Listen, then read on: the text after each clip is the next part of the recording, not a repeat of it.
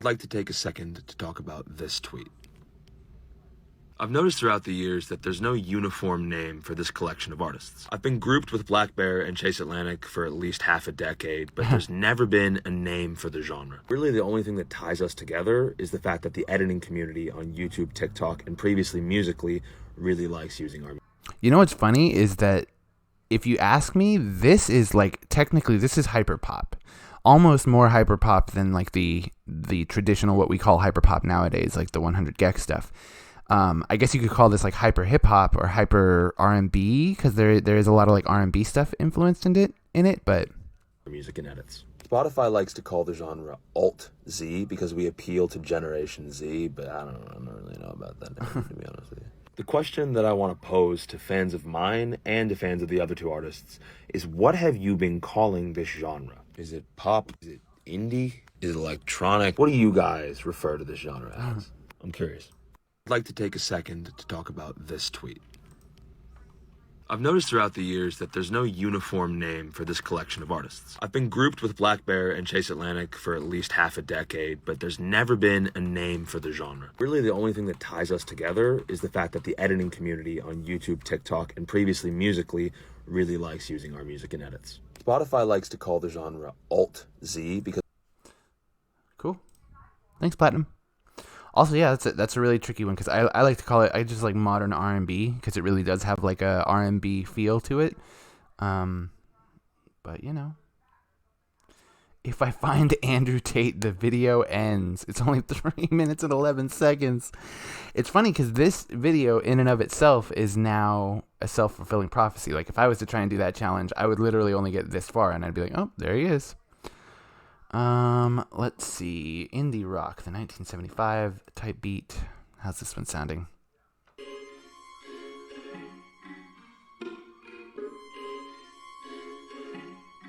Bloom is another amazing producer, so I expect this to be pretty good. Let's see.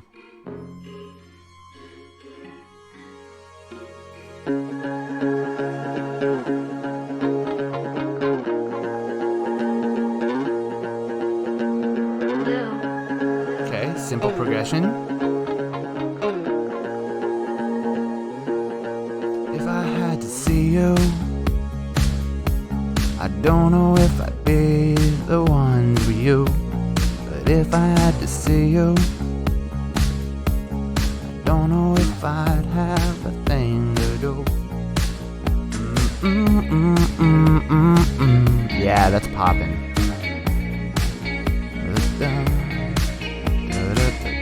All this really... Okay, there's a pre-chorus here.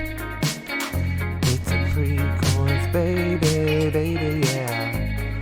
I'm hoping there's a driving chorus at the end of this 4 count right here. Let's go. Driving chorus. Ooh, that's kind of nice. Actually, you know what that reminds me of? Here, hold on, let's see. Can tell just what you want. You don't want to be alone. You don't want to be alone. And I can tell just what you need. You need it the whole time. Yeah, you need it the whole time. Yeah, it's got a very what's it called? 3-Door Cinema? It kind of reminds me of that. Pretty good stuff, Bloom. Pretty good stuff. That's not Bloom's best, I would say, but it's up there. That's a good indie pop beat right there. I've heard Bloom go off on somewhere. I'm like, yes, this is the one. Oh, did KSI win his fight? That's dope. Let's see, a talent show by Alpha Rad. Just checking my subscriptions, basically. I do need to get the Play Your Way pack from Fortnite because I do want to get the... I really want that paint roller pickaxe. Rainbow paint roller would be really nice for my graffiti artist skin. 26 new exciting updates. I just got a Quest 2 case finally, so I'm Hopefully now that I'm like I taking just good got care of my back from headset. Gamescom, one of the biggest gaming out here conventions playing in way Europe, more. and there were so many VR games to try that I didn't have time to try them all. I think it was the best edition for VR so far. So today I'll include some of my impressions of what I did try in this video about 26 new upcoming games for Quest 2 and future VR headsets. There may be an exclusive look at a new game too. And in the end I'll share some quick updates of games I've mentioned before. Please subscribe if you haven't yet, and as a thank you I'm giving away a $100 Oculus Store code, so you can buy any game you want. All you need to do is comment below what game you're looking buy quite forward a few to games for the $100 most. And now actually. They're let's not very get started. expensive on Join me Oculus. beyond reality. On number 1 is Intercosmos 2000, a space simulator and adventure game by Ovid Ooh, Works. I like you it find when they do yourself the- in a realistic space capsule, and you've got to master Yeah, I like it when they do the actual spaceship controls in VR. the systems that keep you in orbit and breathing. Only the fate of the world depends on you not to screw up. It looks like the game intentionally put you in total chaos, but one that's gonna put a smile on your face. The game releases in September this year. Another Looks fun. great studio that makes you laugh is Google's Alchemy Labs. They teased a new multiplayer VR game built from the ground up for hand tracking. Her trailer is a huge teaser as it doesn't show any gameplay, just some girl picking up something with her hands and trying to eat it while grossing out other girls. But the studio calls it their most ambitious project yet. And we know hand tracking will be a big deal on future VR headsets, so it looks like this could be made with that in mind. Cool. Genotype is an upcoming sci-fi game for Quest 2.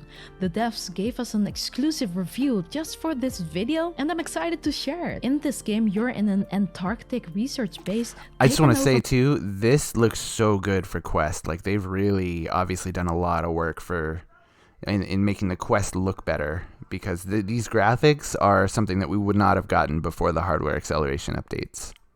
by an alien life form. To escape, you have to use a device called the Grate that allows you to 3D print live creatures and use them to advance. This could mean possessing a small animal Oh, to that's get into awesome. tight spaces, or using a beetle's pincers to cut cables. Just to name a Dude. few. I think this looks quite unique and awesome to use already. Keep in mind that the footage you're seeing right now is still in its early stages. Okay, so these graphics with this settings, and then you add giant monsters or even just tiny monsters that crawl on you or something like that, it's going to be amazing. But I look forward to its announcement in early 2023.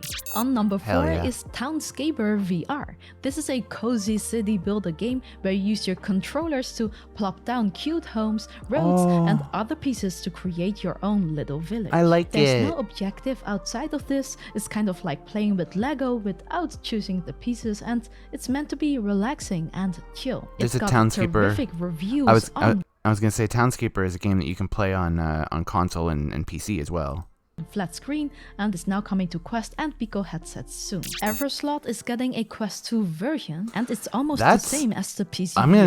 That's the first time I've heard someone say this game is coming to Pico headsets, which is cool. That means that we're actually getting good, like solid competition for Oculus, which is I'm stoked on that. VR version. It's about quick arcade action, but with weighty, impactful combat and hordes of undead enemies. You can even my God. hookshot your way through the map while you clear the rails from the corrupted. I tried it during Gamescom, and the game felt similar to the Steam VR version, With except co-op? it has 2-player co-op now, Hell which I yeah. think is a great addition. It's Don't releasing play that in close early together, though. 2023. You will end up smacking each other. DayZim. This popular god game on SideQuest is now getting an official launch on the Quest 2 store. If you love building your own world from scratch and guiding humanity from Stone Age to modern era and beyond, this is a title for you. Personally, I love It's the it's demo. it's the Age of Empires / what was the one that they made for Xbox that everybody loved? Kingdom for Keflings. Actually, it's funny because you're grabbing people with your real hands. It's exactly like Kingdom for Keflings. played years ago, so I'm excited to see what's new in this sandbox game. It's coming out somewhere in September this year. Don't forget to leave me a like. As a thank you, here's a picture of Milky. Aww. From the devs of Sirento comes Hellsweeper VR, a roguelike combat game in a fantasy hellish world where you are an undead immortal tasked to eliminate the twisted souls of the underworld. It has gesture-controlled magic spells that you can combine into powerful spells. You've got the ability to slow time, plus there are no movement limits. There's a lot to this game which I tried at Gamescom, and while I loved the variety, I'm a little worried about the combat part as hitting enemies felt a bit bland. Well, yeah. I only had like 15 minutes with it, so I'll definitely... Until we get actual like forced feedback, or until you have like, I don't know, a VR dummy that you can actually wail on or something, it's going to be really hard for any melee combat game. Like you are just going to end up kind of swinging your arms, flailing rather, which is like kind of why I don't do a whole lot of Zenith, but I do want to get back into that game because the sword play ended up just being swinging my arm, so I wanted to get into the spell casting. Check it out more when it releases in Q4 of this year. Compound, a tough-as-nails roguelite and one of the best-rated VR games on Steam. I love the graphics. Too. I don't know why, but I just love any pixel art style games, and Compound is also just really fun.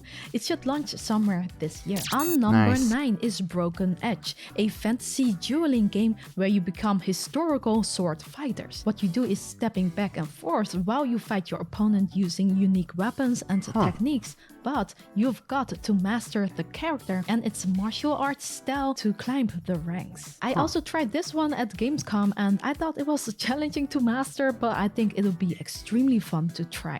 It's coming this fall. But you know what else is awesome? Surfshock VPN. A huge thanks for their continued support by sponsoring today's video. In this age where we do everything online, you need a... You can just cancel it. Let's continue with VR1, and it's a personal fave of the ones I tried at Gamescom. This game is up on my channel. I played a little bit of it back when it was called Help Yourself, and I will definitely be playing more of it as the updates roll out because it was a good one. This is the one where there's multiple iterations of you, and so the physical motions that you do in VR help yourself. Like you have to... In one life, you'll have to pick up a clip for a gun and throw it over to where the gun is and then die. And then in the next life, you'll be standing next to the gun, and so you'll get the gun, but you don't have the clip, so you hope that your old iteration throws you the clip. It's really cool. It was a good game.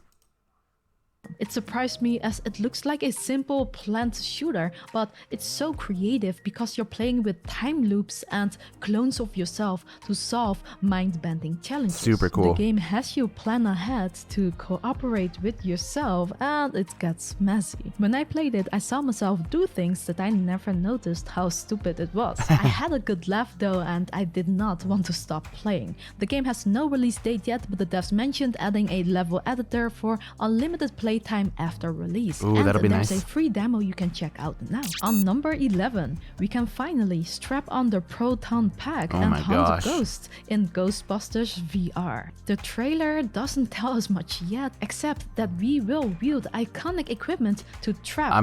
I'm gonna say there's almost no way that this is what the game actually looks like on Quest. This is way too nice and polished.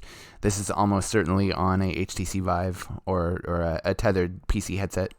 And blast ghosts. Plus, you can play in single player and 4-player co-op. It does look dope, this though. action adventure has no release date yet, but it's expected in 2023. Into the Radius is a single-player I've heard about this one. shooter. It will be similar to the Steam VR version. You'll be in the same infected zone cut from the outside world. To find your way out, you must explore the Radius and get to its center. But it's dangerous and swarming with deadly anomalies, so you have to look for ways to survive. It has like the PC VR version weight to the backpack, a weight meter. Great to see it come out on Quest in September as well. Now this is a hard name. Dysgronia Cronus Alternate is a new adventure game by My Dearest. At first I thought it would be more like their previous game Tokyo Chronos, which I enjoyed, but it was a visual novel without much interaction. However, I was surprised at Gamescom when they showed me a demo, and it's actually a full-fledged game. The same visual novel elements are in there, but it's much more interactive. You'll be walking around, exploring and solving puzzles that feels like little escape rooms. If you love anime, this is the game to watch, and it releases on September 22nd. If you ever want to play cornhole without going to a fair, then 4VR Cornhole is the game for you. They've got 50 plus unique bags, boards and 5 halls to explore. I'm not sure if this game is for me, but this could fit right in with the other I could see it being casual fun because arcade cornhole is game kind of fun. simulations. It's coming out somewhere next week. Now Steaming here's one pizza I'm pieces, really though. excited about. Final Fury brings the classic arcade fighting games to VR.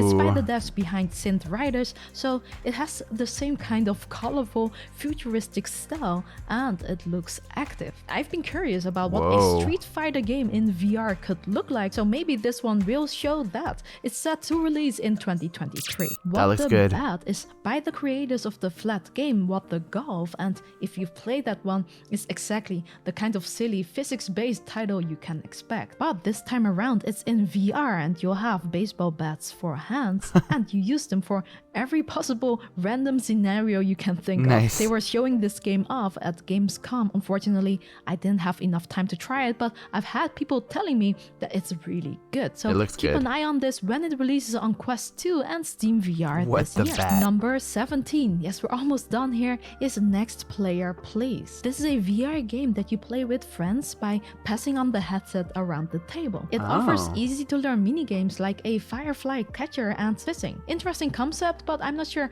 if there's a market for this, and it doesn't look very polished, but we'll have to wait and see. Right now, there's Yeah, that's one of those ones that once it's polished, it'll be really nice. But I will say this, headsets do not like changing users for some reason.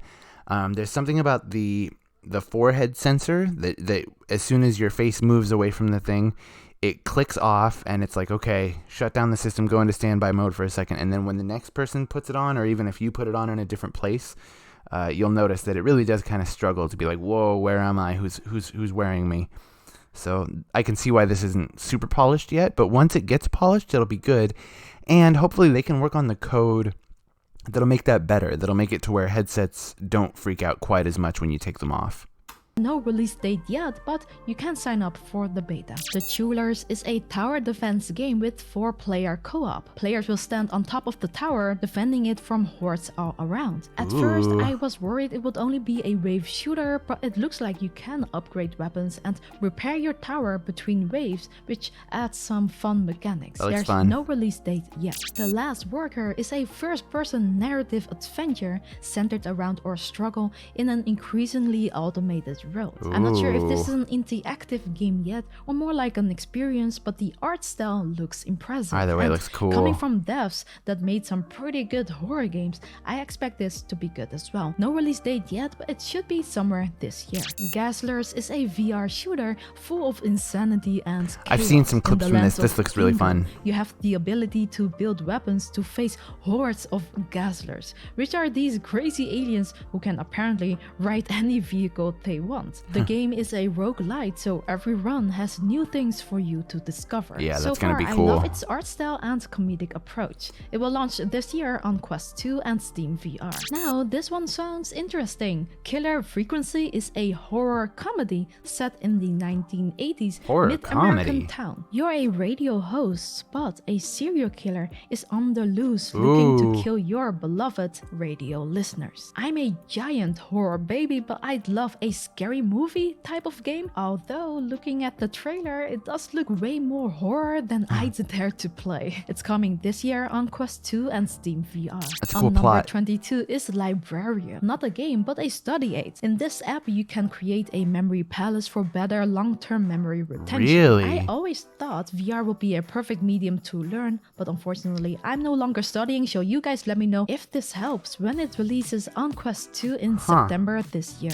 Gambit is is a new 4-player campaign-driven VR shooter in a world of gangs, guns, and mayhem. You can play it single player too, but it looks the most fun in multiplayer. I love how Nice. it looks so far, plus it comes from the developers of Zero Caliber, so I expect it to be good. Gambit is coming somewhere this year on Quest 2 and Steam VR. Pathcraft is a 90s classics inspired puzzle platformer that you can play with your controllers or hand tracking. Basically, you have to cute. guide your tiny friend who moves forward mindlessly Oh, to that's the gonna be next level fun. by placing blocks and solving puzzles.